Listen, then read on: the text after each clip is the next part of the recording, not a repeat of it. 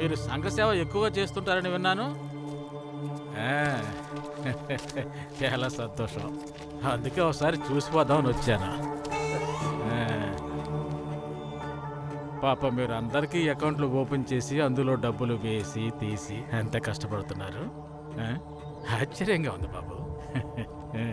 ఆ, మీరు వీళ్ళందరికీ నెట్ బ్యాంకింగ్ మొబైల్ బ్యాంకింగ్ కూడా ఓపెన్ చేశారు కదా. అది సార్. మ్మ్.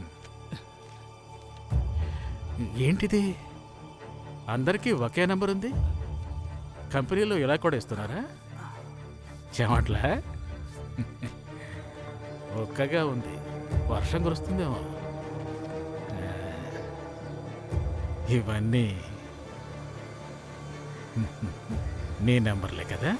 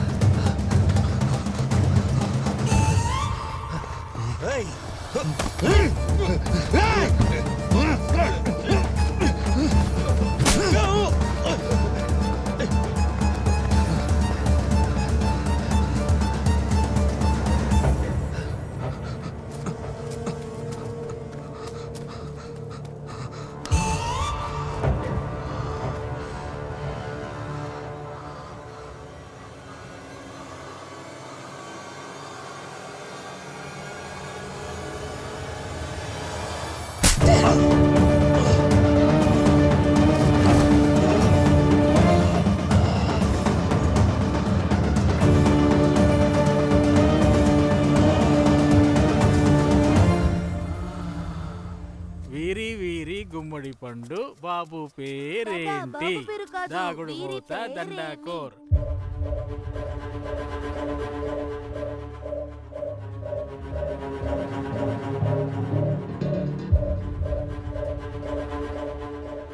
ఎవరి అకౌంట్లో ఎంత డబ్బు వేయాలో నాకు మెసేజ్ వస్తుంది.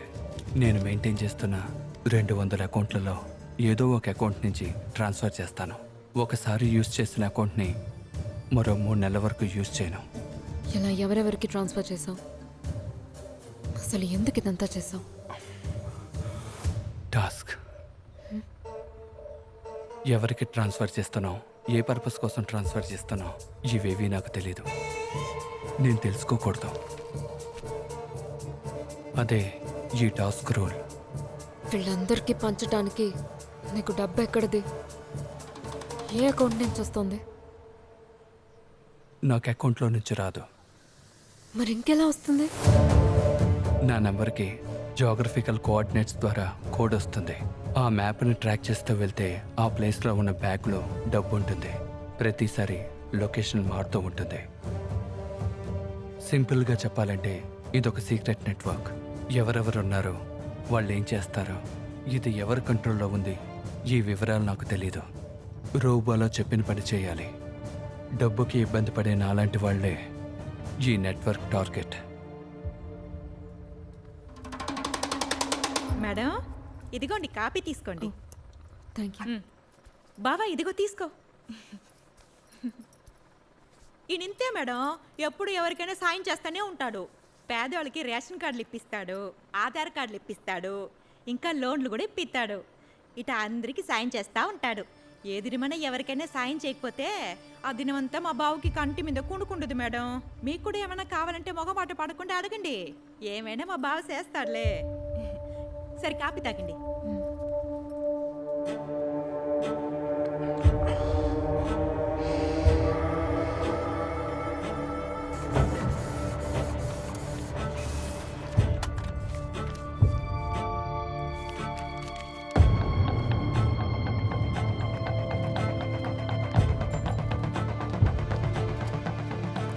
This is called dark banking. అంటే ఒక వ్యక్తికి చెప్పో చెప్పకుండానో వాళ్ళ డాక్యుమెంట్స్ చూపించి బ్యాంక్లో అకౌంట్ ఓపెన్ చేసి సంబంధం లేని వ్యక్తులు ట్రాన్సాక్షన్స్ చేసుకోవడమే dark banking. Actually criminals money laundering చేయడానికి ఈ టెక్నిక్ని వాడుతూ ఉంటారు. మెక్సికన్ డ్రగ్ కార్టల్సే ఇలా చేస్తూ ఉంటాయని నేను విన్నాను. కానీ మదురైలో ఇలా జరగడం it's shocking. This is something much bigger than I expected. అవును, భాస్కర్ కంట్రోల్లో ఉన్న 300 అకౌంట్ల నుండి చాలాసార్లు సంబంధమే లేని వ్యక్తులకి మనీ ట్రాన్స్ఫర్ అయింది. సో ఆ దొరకి కూడా అలాగే చేస్తుంటారు. ఇంకెవరెవరికి ట్రాన్స్ఫర్ చేశారు, ఎలా చేశారు? డేటా మొత్తం కలెక్ట్ చేశాను. మనం ఊహించినట్టుగానే అందరూ సాధారణ under privileged people. Petrol bunk కుర్రాడు, టోల్ గేట్లో పనిచేసేవాడు, పంచర్లు వేసేవాడు, motor server, register office peon, mechanic, ఇలా వీళ్ళెవరికీ ఎవరితోనూ లింక్ లేదు. అసలు ఎవరు వీళ్ళంతా? ఎందుకని మనీ ట్రాన్సాక్షన్స్ జరిగాయి? కన్ఫ్యూజింగ్గా ఉంది.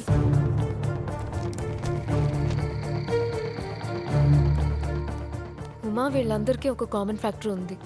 ఏంటది? National highway. హైవేలో ట్రావెల్ చేసే వాళ్ళే వీళ్ళ టార్గెట్. దొరికిన డబ్బు నగలు దొంగిలించి అమాయకుల్ని కిరాతకంగా చంపుతున్నారు. ఆ మర్డర్స్ని యాక్సిడెంట్స్లా ఫ్రేమ్ చేస్తున్నారు. You mean orchestrated accidents? Yes. కంటికి కనపడిన ఒక పెద్ద నెట్వర్క్ని క్రియేట్ చేసి ప్రతి ఒక్కరికి ఒక వర్క్ని అసైన్ చేశారు. ఈ టోటల్ నెట్వర్క్ని ఎవడో ఒక్కడు కంట్రోల్ చేస్తున్నాడు. Unintelligent monster. Oh no, అంటే గంగాధర్ యాక్సిడెంట్ డబ్బు కోసమే జరిగిందా? కాదు, అంతకంటే ముఖ్యమైనదేదో ఆయన కార్లో ఉండుండాలి. దాన్నే వాళ్ళు టార్గెట్ చేసుంటారు. ఎలా చెప్తున్నావు? ఆయన కొడుకు సుందర్తో ఇప్పుడే మాట్లాడాను. యాక్సిడెంట్ అయిన కారులోంచి 10 lakhs క్యాష్ పోలీసులు రికవర్ చేసి హ్యాండ్ ఓవర్ చేశారు. డబ్బు కంటే ముఖ్యమైనదంటే ఏమై ఉంటుంది? తెలీదు, కానీ అంతకంటే ముందు ఒక ముఖ్యమైన క్వశ్చన్కి నాకు ఆన్సర్ తెలియాలి. ఏంటి? యాక్సిడెంట్ అయిన తర్వాత ఈ ముగ్గురిని హాస్పిటల్కి తీసుకువెళ్ళి అడ్మిట్ చేసింది ఎవరు?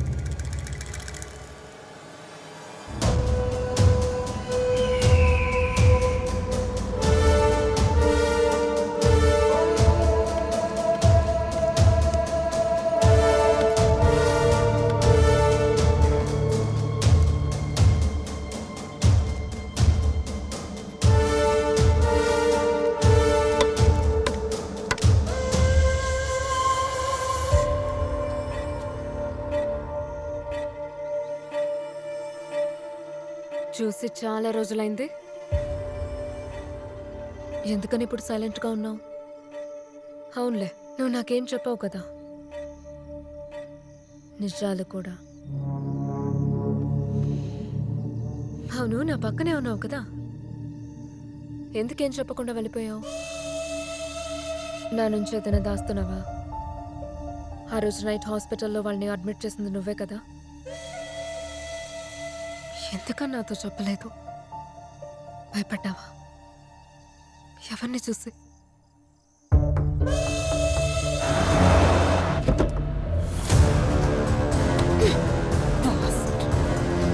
You dug your own grave. I'm coming for you.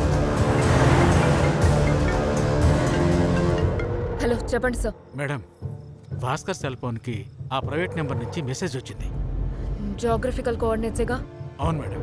ఇప్పుడే దొరని భాస్కర్ని మనం ఇంకో ప్లేస్కి షిఫ్ట్ చేయాలి. 10 minutesలో అక్కడ ఉంటాను సార్. ఓకే.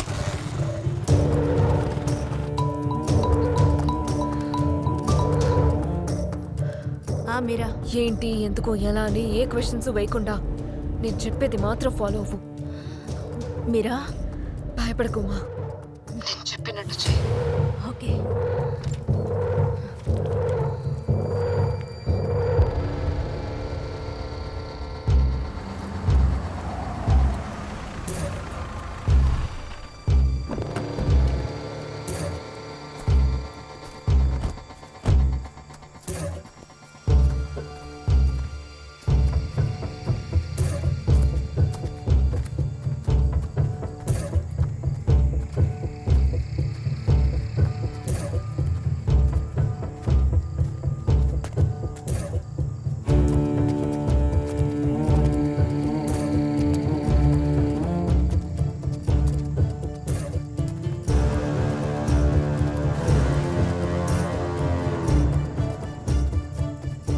సుబ్రహ్మణ్య సార్, ఆ? మ్యాప్ ఇక్కడతో ఆగిపోయింది. అలాగా?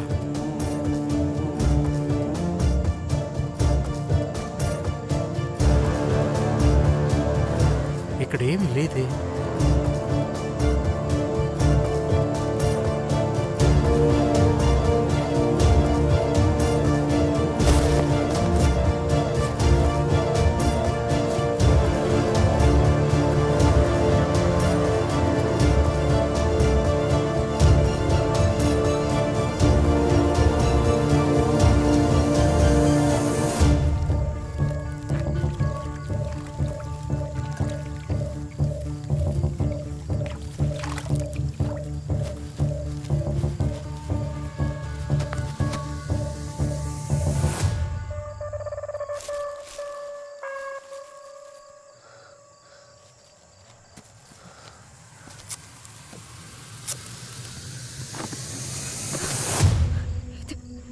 ఇది కమెంట్ ట్యాప్.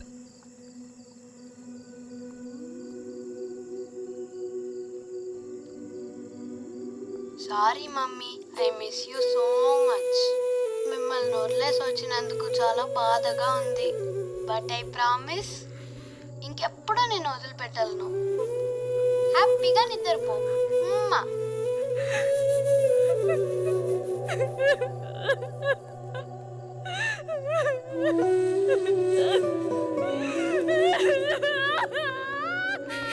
గట్టిగా అరవకండి.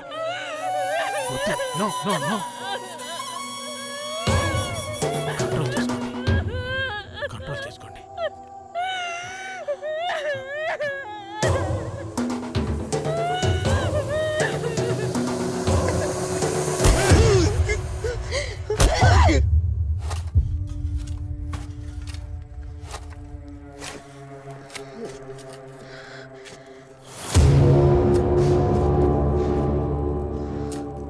ఏయ్, గొయ్యి ఎందుకు తవ్వుతున్నామని చూస్తున్నారా? మీ ఇద్దరిని పాతి పెట్టడానికే. ఏయ్, నువ్వు మూసుకునుంటే నీ చావు ప్రశాంతంగా ఉంటుంది. ఇలా నవ్వి రెచ్చగొడితే క్రూరంగా చంపుతాను. ఇదిగో మీ ఇద్దరిని ఇలా ముందుకు నెట్టి వెనక దాక్కొని ఉన్నాడే, భయపడకుండా వాడిని బయటికి రమ్మను. ఇదిగో వచ్చేసాను మీరా. ఆ రాత్రి ఊరొదిలి వెళ్ళిపోదామనే నేను మెయిన్ రోడ్కి వచ్చినాను. కానీ అప్పుడు అక్కడ జరిగిన యాక్సిడెంట్ చూసి నాకు గుండె ఆగినంత పని అయింది. నీ బిడ్డ చివరి శ్వాస నా ఒడిలోనే పిడిశాడు. సావడానికి ముందు ఆడు నన్ను చూసి అమ్మా అమ్మా అని పిలవడం నా సౌలో ఇప్పుడు వినిపిస్తానే ఉంది. ఆ దినం మిమ్మల్ని ఆసుపత్రిలో చూసినప్పుడు మిమ్మల్ని పట్టుకొని గట్టిగా ఏడవాలనిపించింది. కానీ ఆ యాక్సిడెంట్ అయిన కారుని ఎవడైతే దోచుకున్నాడో ఆడు మీ పక్కనే నిలబడ్డం చూసి భయపడ్డాను. ఆడి వల్ల మీకు ఏ ఆపద రాకూడదని అనుకున్నాను. అందుకే మీరు ఆడికి పోయినా వదలకుండా మీ చుట్టూ తిరిగినాను. నన్ను మన్నించండి అక్క. నిన్ను నేను తక్కువ అంచనా వేశాను. ఇదేం చేస్తుందిలే అనుకున్నాను. కానీ నువ్వు ఇంత దూరం వస్తావనుకోలేదు. నిన్ను చాలా అండర్ ఎస్టిమేట్ చేశాను మీరా. నిన్ను సూసైడ్ చేసుకొనివ్వాల్సింది. డబ్బు కోసం నమ్మక ద్రోహం చేస్తావా? ఆ డబ్బుతో నువ్వు 100 ఏళ్ళు బతుకుతావట్రా. 100 ఏళ్ళు బతుకుతానో లేదో తెలీదు, కానీ డబ్బు లేకపోతే ఒక్కరోజు కూడా బ్రతకలేను. అవును, ఇందాకేమన్నావు మీరా? నమ్మక ద్రోహమా? తప్పు మీరా, అలా అనద్దు. అప్పుల ఊపిలో కూరుకుపోయి ఇంచ్ బై ఇంచుగా మునిగి మునిగి మునిగి ఇక నీ జీవితం అయిపోయింది, చనిపోమ్మని మనసు చెప్పినప్పుడు ఒక చెయ్యి నన్ను కాపాడింది. అది దేవుడు